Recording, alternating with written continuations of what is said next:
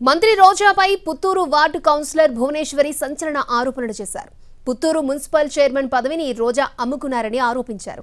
Chairman పదవి కోసం 40 లక్షలు డిమాండ్ చేశారన్న ఆమె అడిగినన్ని డబ్బులు ఇచ్చినా పదవి ఇవ్వలేదన్నారు.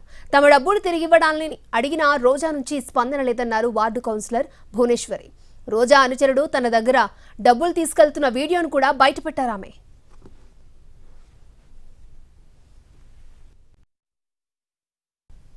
మేడం కలిశాను. కలిస్తే మేడం గారు చైర్మన్ నీకే కదా అని చెప్పారు. చెప్తే అన్నను కలువు అని చెప్పారు. అన్న పుత్తూరుకి ఇన్ఛార్జు, అన్నను కలువు వెళ్ళి అన్నారు. అన్నను కలిస్తే అన్న డబ్బులు డిమాండ్ చేశారు. అన్న కుమారస్వామి అన్న డబ్బులు డిమాండ్ చేశారు.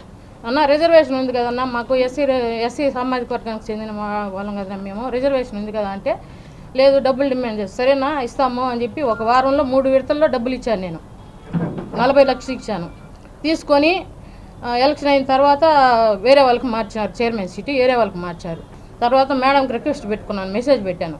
మెసేజ్ పెడితే మేడం నాకు చైర్మన్ ఇకపోతే పోతారో నా అమౌంట్ అన్నా నాకు ఇప్పించేయండి, ఇంకా వద్దు మేడం ఊర్లో అంతా విలువపోతుంది మాకు అని చెప్పాను. చెప్తే మేడం గారు చూసి గమనైపోయారు. ఈ విషయాన్ని నేను ఇంకెవరితో చెప్పుకోవాలో తెలియక మీడియా ముందర వచ్చి ప్రార్థిస్తున్నాను. జగనన్నకి తెలియజేయాలని కోరుకుంటున్నాను. నా మేడం దగ్గర కలిశాను. ఎన్ఎంఎస్ అయిన తర్వాత మేడం కలిశాను. కలిస్తే మేడం గారు చైర్మన్ నీకే కదా అని చెప్పారు. చెప్తే అన్నను కలువు అని చెప్పారు. అన్న పుత్తూరుకి ఇన్ఛార్జు, అన్నను కలువు వెళ్ళి అన్నారు. అన్నను కలిస్తే అన్న